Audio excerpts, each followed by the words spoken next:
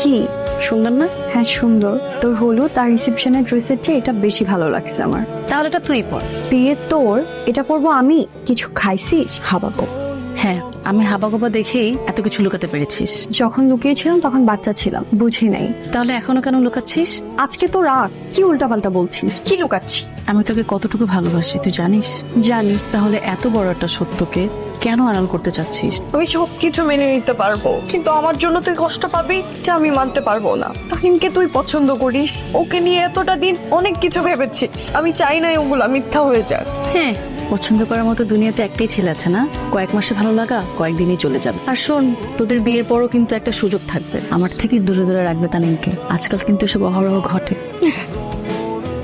আপনার কোনো দোষ নেই, আপনি আমাকে অনেকবার বলতে চেয়েছেন, আমি ইচ্ছে করে শুনিনি।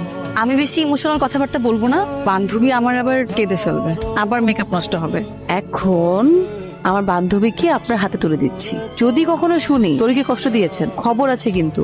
I love you so much. এভাবে বলিস না, বেচারা কষ্ট পাবে। I am sorry Raha. এটা বলে তো পার পাওয়া যাবে না, মাঝে মাঝে আমাকে স্ট্যান্ড আপ কমেডি দেখতে নিয়ে যেতে হবে। যেতে দিবি? যখন খুশি নিয়ে যাস।